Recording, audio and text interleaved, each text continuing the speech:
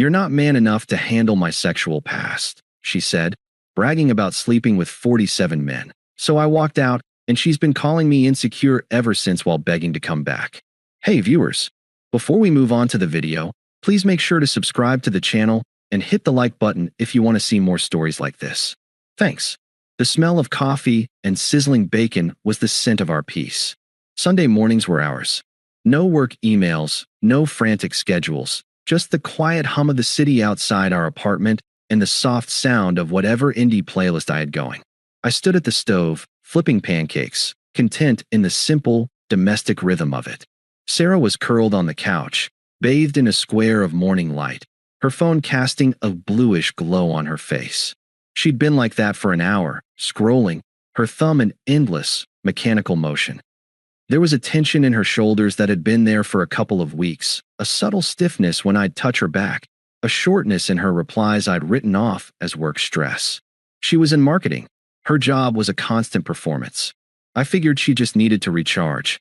I plated the food and brought it over, setting her plate on the coffee table. "Fuel for your scroll," I said, leaning down to kiss the top of her head. She barely acknowledged me, just gave a non-committal hum. I sat in the armchair across from her, digging into my own breakfast. I loved these quiet moments. I thought they were the foundation of us. The loud, passionate stuff was for movies. This, the comfortable silence, the shared space, this was real. After a few minutes, she put her phone down with a sigh. "Miranda is having her birthday party at the Vanguard next Saturday. We have to go." The Vanguard, a pretentious, overpriced club where a bottle of water cost $15. I grimaced. Oof. That place is a wallet emptier. Can't we just meet them for drinks after? Somewhere a human being can afford to breathe. Her eyes flickered up to me, sharp and unamused. It's her birthday. We can't just meet them after. It's rude. I'm not being rude. I'm being practical, I said, trying to keep my tone light. We're saving for a down payment. A night at the Vanguard is a month's worth of groceries. It's just not a smart financial decision. That word again, she said, her voice dropping, losing all its warmth. What word? Practical. Smart. She said them like curses. Is that all you are? A spreadsheet with a pulse. The attack was so sudden, so venomous, it threw me. Where is this coming from? I'm just being responsible. What's wrong with being safe? With making sure we have a future? Safe. She let out a short, bitter laugh. God, you're so safe it's suffocating. You play life on the easiest setting. You have no edge, Alex. No fire. I felt my own defensiveness rise, hot and sharp. This wasn't about a party anymore. This was about me. What does that even mean? Because I don't want to blow $200 on cover charges and cheap vodka? What kind of edge do you want? Should I go rob a bank? Get into a bar fight? What? I was yelling now, my confusion curdling into anger. She looked at me, and for a second, I saw something terrifying in her eyes. Pure, undiluted contempt. It was like she was looking at a bug she'd found in her salad. A real man, she said, her voice low and precise. Each word a carefully aimed dart, has experience. He has stories. He knows how to handle a woman who's actually lived. You. She let the word hang in the air, a universe of dismissal in a single syllable. You're not man enough to handle my sexual past. The words didn't just land, they detonated. The air was sucked from the room. The cozy apartment, the Sunday morning peace, the future I thought we were building. It all shattered into a million silent, screaming pieces. I just stared at her, my mind a white-hot blank.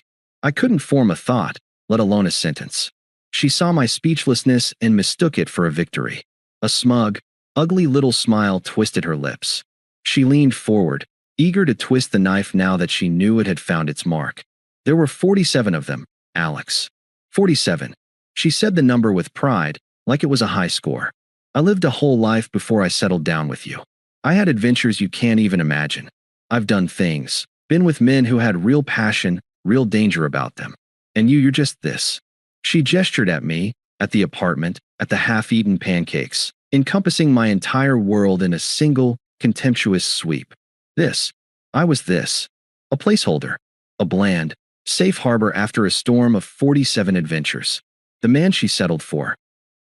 The calm that settled over me then wasn't peaceful. It was the dead, hollow silence at the heart of a detonation. The pain was so immense it had already bypassed my nerves and become a simple, factual truth. It was over. I looked at the woman I loved, the woman I'd planned to marry, and I saw a stranger. A cruel, small person who got her power from trying to break others. And without saying a word, I stood up and walked away from the table. The world had narrowed to a single, high-pitched tone in my ears. The cozy apartment, the morning sun, the smell of coffee, it all became a diorama behind a thick pane of glass. I was on the outside now. I had just been evicted from my own life by a single, vicious sentence. 47. Settled. You're just this? The words weren't just insults. They were a key, turning a lock I never knew existed, revealing a door out of a prison I hadn't realized I was in. The pain was there, a white-hot brand searing my heart, but it was instantly cauterized by a clarity so cold it was almost peaceful. I didn't look at her. I couldn't. Looking at her would be to acknowledge the person I thought she was, and that person was a ghost. Instead, I looked at the space we shared. The couch we'd picked out together, the bookshelf we'd assembled, the photo of us on the beach. It was all just set dressing for a play that had just ended in the middle of the second act. I pushed my chair back from the table. The screech of wood on hardwood was the only sound. I walked past her, my movements fluid and deliberate, as if I were moving through deep water. I entered our bedroom, and went to the closet. My old, army green duffel bag was on the top shelf, buried behind spare pillows. I pulled it down, the dust motes dancing in the sunbeam from the window. I unzipped it. The sound was loud in the silence. Then, I began to pack. I wasn't frantic. I wasn't throwing things. This was an exhumation. I took my jeans, my t-shirts, my sweaters from the dresser we shared. I left the shirt she'd bought me for my birthday. I took my work suits from the closet. I left the silly tie she said made me look like a librarian. I was curating the museum of my own life, deciding what artifacts were truly mine. From the bathroom, I took my toothbrush, my razor, the cologne I'd worn since college. I left the fancy face cream she'd insisted I try, the shared bottle of shampoo. I was erasing my presence, molecule by molecule. I could feel her watching me from the doorway. Her smugness had evaporated, replaced by a confused stillness. Alex. Her voice was small. What are you doing? I didn't answer. I folded a pair of chinos and placed them neatly in the bag. My silence was a wall. She took a step into the room. Oh my God, are you seriously that insecure? It's just a number. I'm with you, aren't I? Her words bounced off the calm that encased me. Insecure. She was trying to frame my departure as a character flaw, a failure of my masculinity. It was the only script she had. I continued packing, adding my laptop and charger from the nightstand. Her confusion curdled into panic. You're really going to walk out? You're really going to leave because you can't handle that I had a life before you? Her voice rose, sharpening with disbelief. That's pathetic, Alex. You're being a pathetic little boy. Pathetic. The word hung in the air, but it had no weight. It was just a sound. I zipped the duffel bag closed. The finality of the zipper's rasp was my only reply. I stood up, slinging the bag over my shoulder. It was heavy, but it felt good. It was the weight of my freedom. I turned and finally looked at her. She was blocking the doorway, her face a mask of anger and dawning horror. She was waiting for a fight, for tears, for anything that would prove she still had power over my emotions. I didn't give it to her. My gaze was flat, empty. There was no anger there, no hurt she could use as a weapon. There was only a profound, unbridgeable distance. I saw the exact moment she understood. Her eyes widened slightly. This wasn't a negotiation. This was a conclusion. I walked towards the door. She didn't move, forcing me to brush past her. The brief contact made her flinch. I walked through the living room, past the cold pancakes, past the ruins of our Sunday morning. I didn't look back. I opened the front door and stepped out into the hallway. The last thing I heard was her voice, shrill and breaking. Fine. Walk away, you coward. You were never enough for me anyway. The door clicked shut behind me. The sound was soft, gentle even, but it was the loudest, most definitive sound of my life. It was the sound of a life ending, and another one, harder and quieter, beginning. The first few days were a numb, gray static. I crashed on my buddy Mark's couch. The duffel bag slumped in the corner like a corpse. I didn't cry. I didn't rage. I just existed. The number 47 played on a loop in my head, not as a point of pain anymore, but as a puzzle. What kind of person keeps count? What kind of person uses it as a cudgel? The more I turned it over, the more the weight shifted from my shoulders to hers. It wasn't a trophy, it was a ledger, a record of emptiness. I blocked her number, her socials, every digital tether. It wasn't an act of anger, but of surgery. I was cutting out a necrotic limb to save the body. Her first attempt to suture the wound came a few days later, a text from an unknown number that could only be her. Unknown. Alex, I'm sorry. I was mad and I said something stupid to hurt you.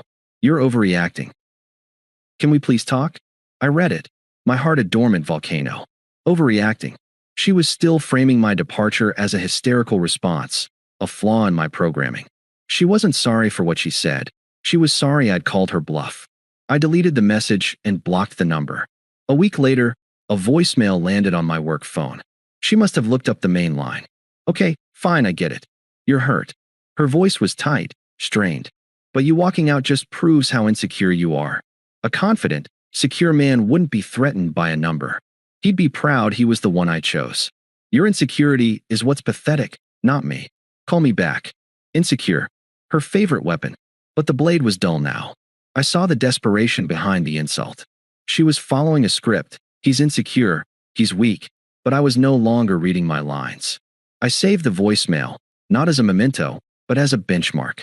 A recording of the moment her confidence began to crack. The text started again, from another new number, 2 weeks in.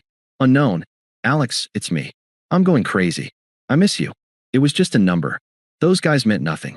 You're the only one that mattered. You're the one I came home to. You're the one I love. Please, I love you. The shift was jarring.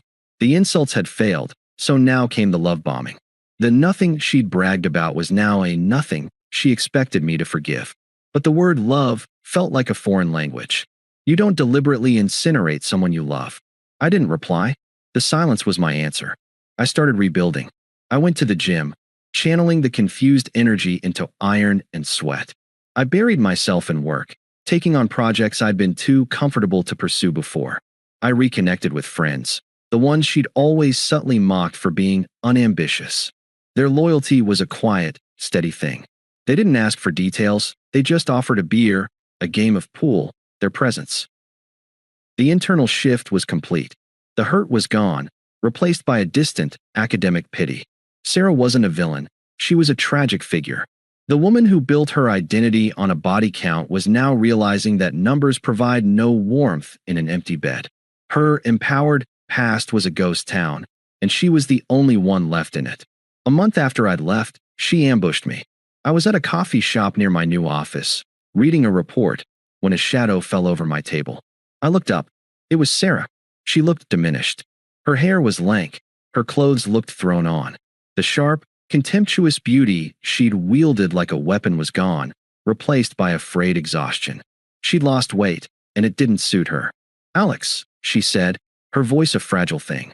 Please, just 5 minutes. I closed my report. I have nothing to say to you. I can't eat. I can't sleep, she whispered, her eyes welling up. She slid into the chair opposite me without invitation. I was an idiot.